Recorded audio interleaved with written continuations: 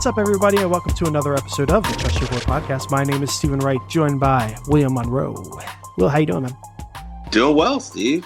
6 of 7 teams in the playoffs, 3 bye weeks. So overall, pretty successful regular season fantasy over here for me. Wow, so our work league was the only one you missed in, huh? Only one, and literally last week of the year, I had two leagues that I was basically not in the playoffs yet. One of them I ended up winning and making it into the playoffs, and our work league, unfortunately, the one that I missed, just 7-7 too, just outside.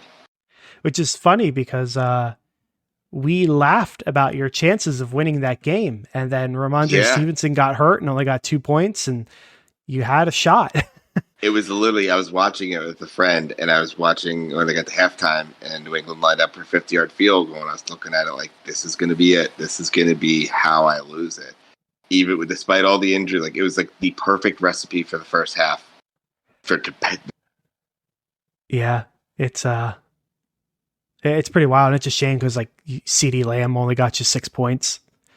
Amari Cooper, not great. Travis Homer, not great. Obviously, we talked about Fant getting you a goose.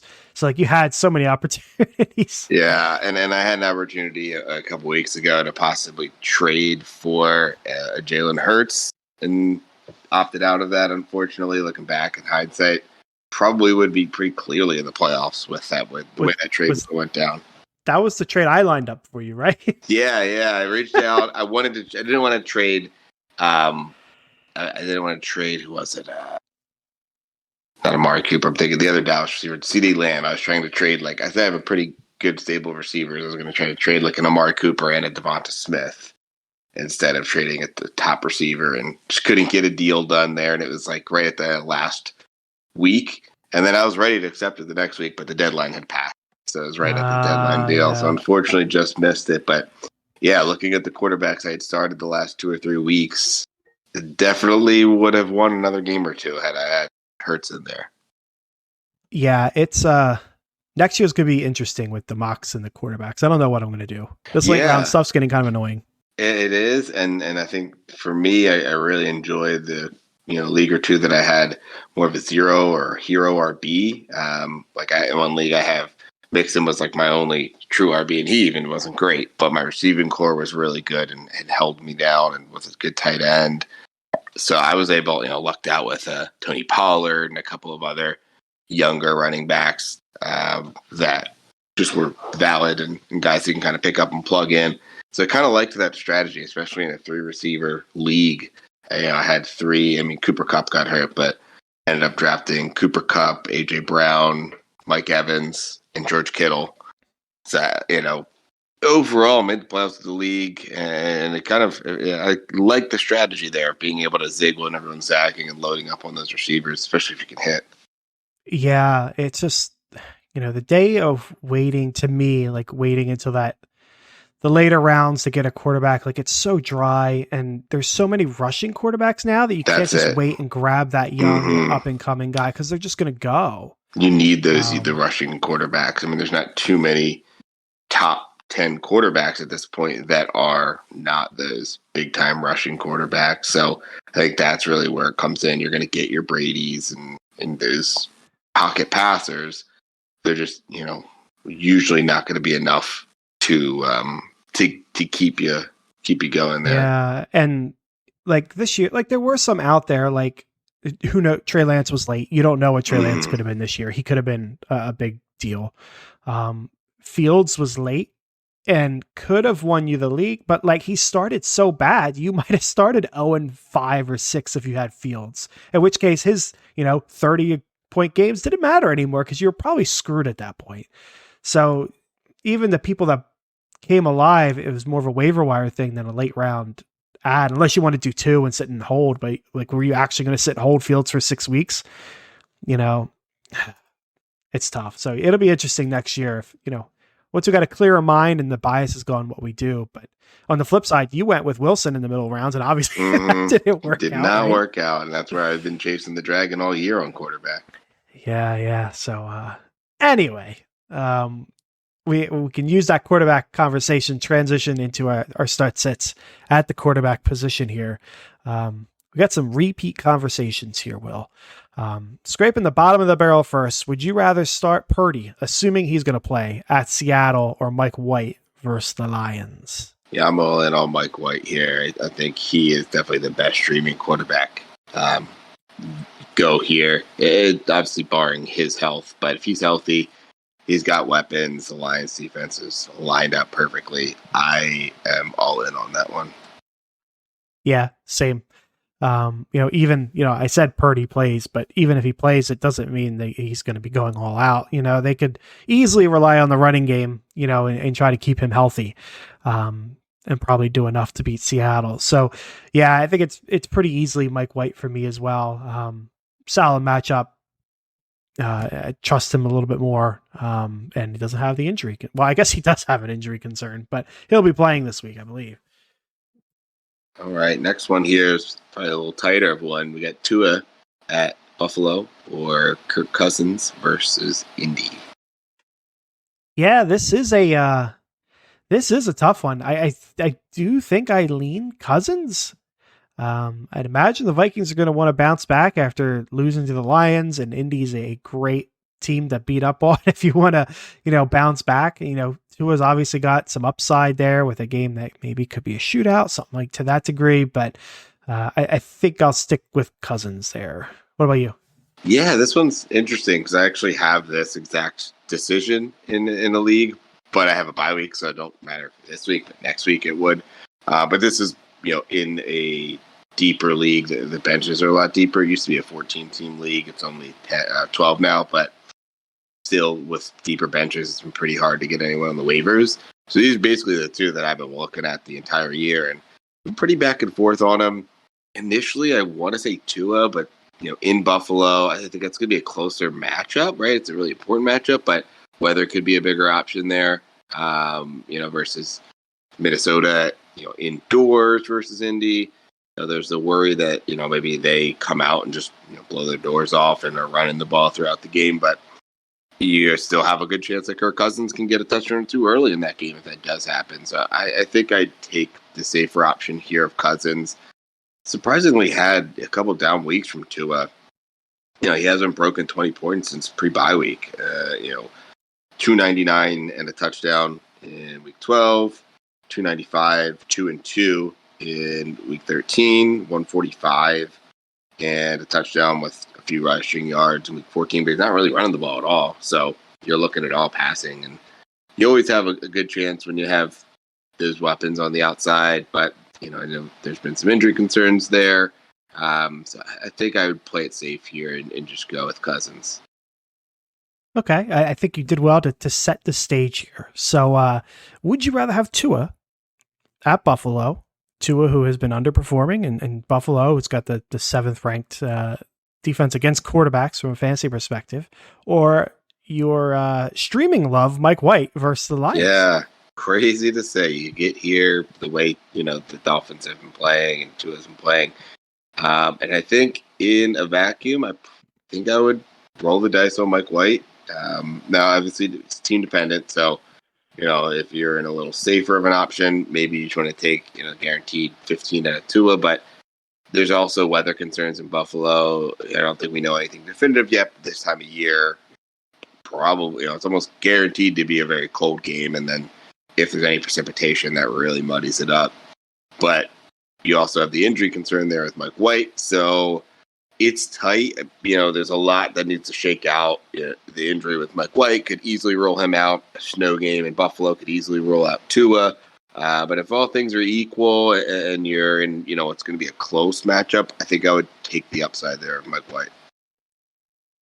I think I'm on the opposite end, and I'll go with Tua. It just feels gross to do it. Yeah. It's pretty difficult. And I do like White, and I think he very easily could be the winner here, but I don't think I could bench Tua for White, especially in the playoffs. That's if you start Mike White and you lose that game because of that decision, you're going to feel like an idiot. So I think I go with Tua, but I totally get it. Yeah. An interesting one here, maybe tougher than it looks surface level. Half scoring Nick Chubb versus the Ravens, Tony Pollard in Jacksonville. Dare I say, I don't think it's hard at all. Give me Tony Pollard. As it's just gross, but like he's been so good. He's got an easy matchup against Jacksonville. Chubb has not been good since Watson came back. Browns as a whole haven't been. Yeah, it just hasn't been the same. And the Ravens have a good run defense. So I think it's pretty easily Pollard here. Yeah, and he's not really, there hasn't been much of it. I mean, he's never really involved in the passing game, Nick Chubb, but against Houston, 1 target, no catches. Against Cincinnati, 3 targets, 3 catches, 20 yards. He's still getting the volume, 15 plus carries. But yeah, it's just Baltimore's a decent defense, divisional game. I still think you're probably starting both of these guys in most situations, but if you do have a situation where, I don't know who's your auto play ahead of both of these guys, but if you had another guy that you're plugging in, let's say like a CMC against Seattle, on Thursday, I do think it's Pollard, as crazy as it is right now. I mean, he's just been on fire. Both of those guys have been playing really well. Should be a decent game there against Jacksonville, and even though he's getting a little bit more receiving volume, not as high of a rushing volume, the efficiency's been there. The Lions have been playing really well. So, yeah, I think it's crazy, but I think we're going to double up on Tony Pollard. Okay, PPR.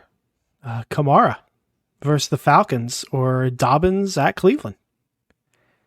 Yeah, it's an interesting one. Dobbins coming back from injury, and he looked pretty good. I just don't think I can trust him in this kind of heads-up matchup. He played well. He's pretty efficient. Cleveland hasn't had a great defense.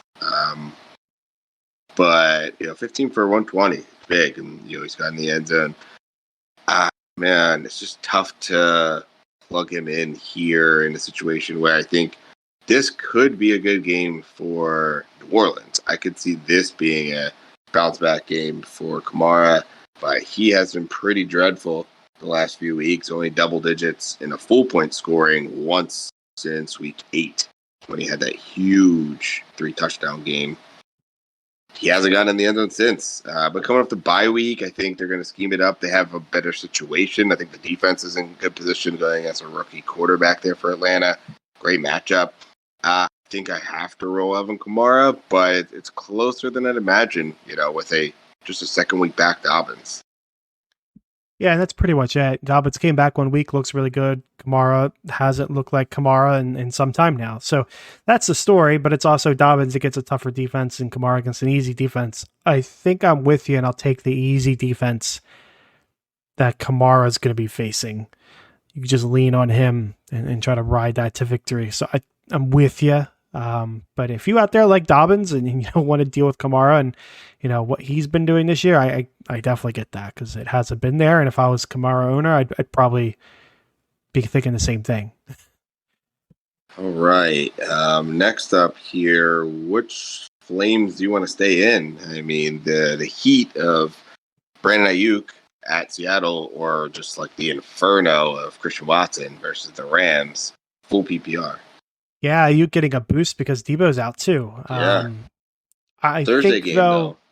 It's a Thursday game, and you have that Purdy injury. And I think that's the differentiator to me. So I'm going to go with Watson solely because of that injury. I don't even care if he plays. He could play and they say he's 100%. I'd imagine they're going to limit him because they need him as they press on. So I'm going to go with Watson here.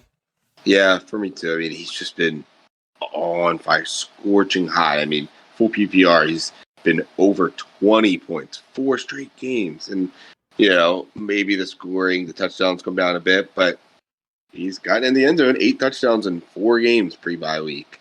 Now the Rams are still a good defense, not a great defense with, they've had injuries, more injuries on the offense, and that's really what's killed them. But he's just been on fire. I don't think I can stop with him because it only takes, 1 or 2 big plays. He gets, a carry or 2 here and there, but he's not been over 4 receptions all year. He's never had more than 4 receptions in a game, entire season. But he's been over 20 points 4 weeks in a row. So it only takes, 2 or 3 big plays to really put him in that range. And despite what is usually a tough matchup this year, maybe not as tough a matchup against Jalen Ramsey, I still think he presents a tougher matchup than most weeks, especially for a rookie receiver. But I can't go away from him here. Like I said, just a couple big plays there will really make your week. So you got to have him in your lineup. Next one, half point PPR. I think this one might be more difficult than it looks like. McLaurin versus the Giants or Metcalf versus the 49ers. Yeah, another Thursday game as we're talking about there. Yeah. DK's been good. Half-point scoring. He's been double digits 6 weeks in a row. And he's been getting 5 or more catches every week. So his volume is just out of this world. Scored in the last 2, for the last 6. So, DK is hard to sit here. He's been playing really well. But Terry's been playing good as well. Divisional matchup, Sunday Night Football. One, last week, last game before the bye week there, 8 for 12, 100 yards and touchdown going off. Not a bad play, but the Giants have been a tougher matchup against receivers, so I'm not going to get too cute with it. I'm going to stay with the volume of DK.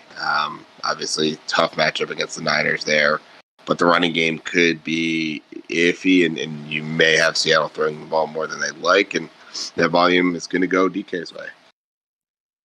Yeah, I think I'm with you. The 49ers matchup does scare me. That could be a real bad time for Metcalf. But like you said, McLaurin's got a tough matchup against the Giants. It's not quite the 49ers, but they're still tough. And Metcalf's just been really good. And McLaurin's been good, but more up and down. He's had more downs than Metcalf has had. So, yeah, I'm with you. I'll go with Metcalf with a little bit of hesitation because of the matchup and the Thursday night game. All right, and our last receiver heads up here. We've got Chris Godwin versus the Bengals and Chris Olave versus the Falcons. Full PPR. Yeah, I am not turning away from Godwin. He wasn't great last week, but again, you face that San Francisco defense. He's been real good. Other than that, I'm not going to shy away from him. The fact that I'd imagine they're going to need him in this game. Olave could be great. He's got a solid matchup. I trust Godwin more at the end of the day. How about you? Yeah, Godwin's clearly fully involved in the offense, and so is Olave, but a better offense. Just barely, maybe, the way Tampa's been playing, but the targets are there. I mean, he's not had less than, he said single-digit targets just twice since week 5, and that was 8 and 9. So his target count is out of this world since he's been back. Double digits every week, but week 10 and week 14 since week 5. So he's been on fire from a target standpoint. His catches have been at that 6-7 mark for the most part. You're going to get a stable volume there. And he got in the end zone 2 of the last 4 weeks, so that's helping as well. But you're going to get, in a full point scoring, you're going to get in that low double digit range. And if he scores, he's booming you up and closer to possibly 20. So, yeah, I think it's hard to pass up Godwin there. Okay, we're moving to the tight end flex category here. PPR, A.J. Dillon versus the Rams, Amari Cooper versus the Ravens, or Pittman at Minnesota. Yeah, Amari Cooper back at home. So that definitely helps you out there. He's been strangely really bad on the road, but really good at home.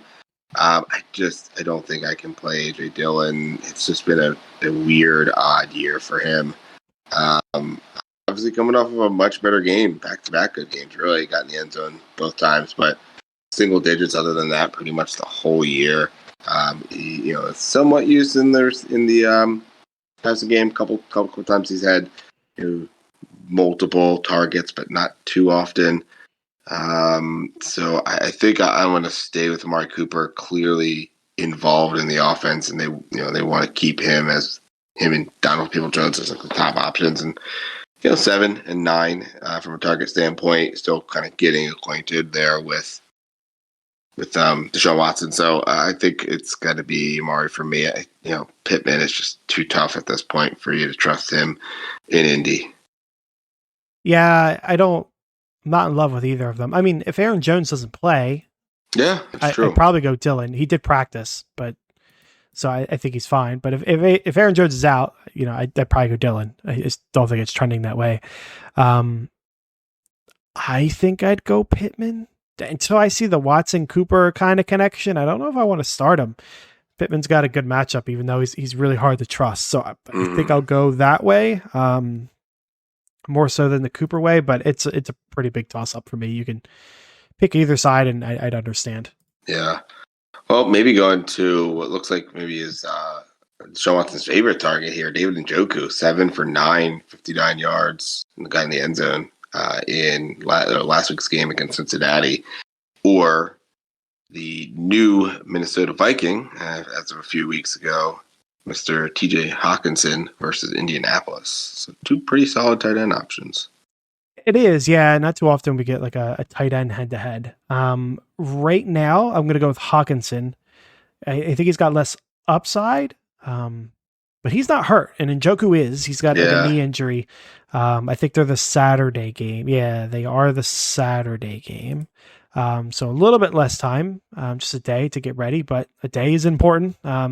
So I think I'd rather steer clear from that. And lean on Njoku instead of risk getting goosed or something like that. Yeah, I agree. I mean, if he's practicing and he looks good, I wouldn't mind playing him. And this is one of the situations where, maybe you can flex one of them if you're in a pinch and you don't have other good flex options. But I'd wait to see how Njoku is looking as you get closer to that Baltimore game. He's clearly, a heavy target there for Deshaun Watson. So someone that you can use, but I think I'm definitely playing Hawkinson. And then if I'm really in a pinch from a flex standpoint, I wouldn't mind throwing Njoku in there, bopping him in your tight end and moving Hawkinson down to your flex. Yeah, perfectly fair. Perfectly fair. We'll move on to some trade questions here, Will. All dynasty, of course. We got starting with the 12-team Superflex. Stafford, Carr, and the 202 for Brady and the 102. Interesting. I probably, man, it's hard to value these Superflex ones for dynasty because, like, where do you put Stafford and Carr? Brady is pretty much. I mean, maybe he comes back next year, but it's pretty much a wash. So you're basically trading Stafford and Carr to move up from the 202 to the 102.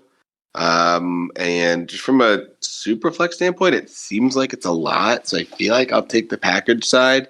Obviously, the 102 could be the most valuable piece in the whole trade. So if you have other quarterbacks and maybe Stafford and Carr, your third and fourth quarterback, you can kind of pick up the 102 and maybe, the rights to Tom Brady. I don't hate that, but I think it's got to be like a specific situation to do that because you're probably losing a lot of depth there at quarterback, and then you're taking the 102, which likely is one of those top quarterbacks. And ideally is someone that you can play, but you may strike out there, and you've traded 2 very solid startable quarterbacks for really more of an iffy quarterback. Yeah, it's really hard to trade 2 starters in a Superflex league, but you're looking at 2 starters like the Carr is not. The Cardinal Raiders have not been good this year. Like this could be the end of if Carr and playing for the Raiders. Stafford hurt yet again. So, trading them and getting the 102 could be a big win. Like you could look back in hindsight and be like, man, if I pulled the trigger, I would have dodged a bullet. But I don't think I could do it in a super flex, especially with the 202 there. You're giving up 2 quarterbacks to move up around in a super flex. That's hard to do. So I think I would stick with the Stafford side, but I get it. It's close. And if you want to roll the dice and kind of predict Carr, the end of Carr being a starter and, Stafford maybe only having a year or so left, given the injuries are piling up and you got a Super Bowl, I'm fine with it. I get it. All right. Next up, regular half-point PPR dynasty trade. Garrett Wilson and Kyler Murray or A.J. Brown and Tua. This is surprisingly not difficult for me. Like Garrett Wilson's been great, but so is AJ Brown, and Kyler has not been great and now has a torn ACL, and Tua has been great outside the past couple weeks. So I'll go with AJ Brown and Tua and probably not give it a second thought. Yeah, I'm there with you. I mean, obviously we both really liked Garrett Wilson coming out, and took him in one of our leagues.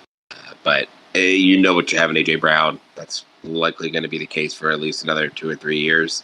And Tua obviously is looking like the real deal, and barring an injury, should be good to go early next year. And it's more than you can say for Kyler. So I think you just have a lot more establishment there with AJ and Tua. Yeah, I get it. Back into the world of Superflex. This one's also tight end premium. Kittle, James Conner, or a late 23 first. Yeah, with the tight end premium, I think it leans me toward Kittle. I think it makes him more valuable. It makes the pick more valuable as well. But a late pick, you're probably looking at one of those middle-ish of the first round running back receivers in a normal draft, because quarterbacks are pushing them down a little. Maybe you're looking at the top tight end, or you're looking at like the third or fourth running back. So I think that's decent if you're rebuilding, but for Kittle, I imagine you maybe can get more. Connor, more of a throw-in. I would take him and maybe try to flip him if you need to, or if you just want to have the depth position, not bad. So I'll take the Kittle Connor side. What about you? Yeah, same. And a tight end premium, Kittle's incredibly valuable. Connor, I don't know. I'd imagine is a starter again next year. He feels like, again, like I talk about Fournette, he's going to be one of those guys that just disappears. They'll move on from him after next year. He'll find another team where it looks like maybe he'll share some time and he'll actually do absolutely nothing, and just fade off into the pasture. But he could help for your playoff run. This year, well, I guess Connor's out, so that might help him. It might hurt him. I'd imagine it hurts him. But at the end of the day, like Kittle and a tight end premium, hasn't been what he was a few years ago, but still pretty valuable. I'll take that side as well. All right. Another dynasty here, full PPR, Garrett Wilson again, or the 2023 105 Rashad Bateman, and a 2024 third round pick. This one I think is pretty good. This is an interesting trade given like the eruption we've seen from Garrett Wilson. Now I believe favored to win Rookie of the Year, Offensive Rookie of the Year. And Bateman with the pedigree, but we haven't really seen that high of an upside yet. And you have the looming Lamar Jackson problem. Bateman's future changes if Lamar Jackson ends up at a different team. I think I'll go with the Bateman side. You're getting the 105 and Bateman. I like that. So I think I'll go with his side here. Yeah, I think this one is pretty close. It really just depends on what you think about Garrett Wilson. Is he the next Justin Jefferson, Jamar Chase, what we've seen from them, that rookie year, and propel that into being a top 5 receiver? Those guys had good to great quarterbacks with them, and we haven't really seen that here with a Garrett Wilson. I think your best case scenario, unless you get another quarterback, is you have a Mike White going into next year that is innocent, maybe can turn into a Kirk Cousins level player. I don't think we think he's ever going to be a top 10, top 5 quarterback, but a really good quarterback like a Kirk Cousins. So I think if you if you buy into that and you think what we've seen from him, he's legit, going to be a perennial top 10 receiver, I think that it's not bad to trade. I think it's a decent package for him, though, if you're not fully sold on him, the situation, the quarterback there, getting Bateman coming up the injury, should be back with Lamar. He looked good when he was healthy. And the 105 is going to be pretty valuable as well. The third, obviously, is just the third, but I think it's a pretty fair trade. I think it just depends on what side you're on. I'd probably lean Wilson just because I really liked him coming out. Wasn't a huge fan of Bateman coming out, but I think this is a pretty fair trade on both sides. Yeah, two bits of quarterback wild cards where if Lamar goes, that's going to hurt Bateman. If Zach Wilson stays and it's the starter again next year, that probably hurts Wilson. So yeah, interesting scenario. Last question here, Will. PPR, a mid to late first or Jameson Williams? Yeah, this one's it's not bad. I'd probably take Williams. I think we saw the explosiveness from him. Obviously, they're still slowly getting him back, worked in. But I think this is a really good trade target for Dynasty. You can, if your trade deadlines are still going, this is a guy I would try to go get. Obviously, we're in the playoffs, so you're probably not able to do it. But early in the offseason, I think this is a guy to go get because he looks like the real deal. Hasn't showed a ton, so he's maybe still somewhat affordable.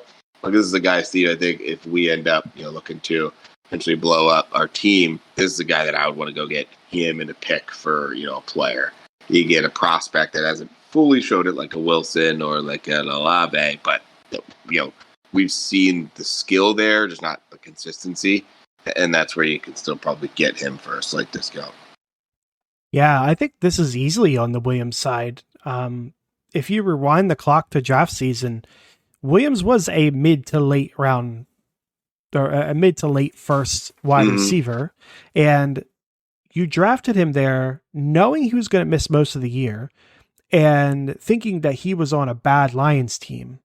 So yeah, I would pay the same thing now, seeing, some explosiveness this week, seeing an ascending Lions team.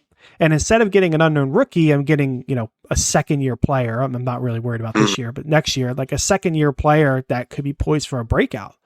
So like, I see his signs pointing up more so than they were at drafts last year. So yeah, I'll pay the same thing. I'd probably pay more than this for Jameson Williams. It's an easy one for me. Yeah, right there with you. Wonderful. We'll have to see who has him in our league. Yeah, no, I think that's the type of target you want to go after, like a guy that showed it, but not like we were talking about Pickens. Maybe he may have showed too much to be able to go get Pickens plus, but you want to get those guys that are going into their second year, but didn't maybe show everything. Those are the guys you can kind of get this offseason. It's our good friend Graham. So probably not, but who knows? Maybe he doesn't like to trade guys, but maybe say, hey, what's up with Cooper Kupp or a Tyreek Hill? James Williams, a first plus, something like that. Yeah, it had to be another wide receiver because his only two wide receivers of note are AJ Brown and Diggs. Yeah, and if he's all in for it, maybe he wants to put that together. But yeah, he's not. But a team that's really gone all in or cashed in chips for another big name player. Yeah, he's a tough trade candidate, but yeah, we can see work those relationships. Exactly. Beautiful. Well, hey, that is going to wrap up the Start Sit Show for today. Tune in next week for the waiver and Start Sit Show for week 16. We only got 2 weeks of this left, 4 episodes, and then we go on our break for a while. Not too far away, huh? Not too far at all. Yeah, so good luck this week, everyone. Tune in next week and trust your board.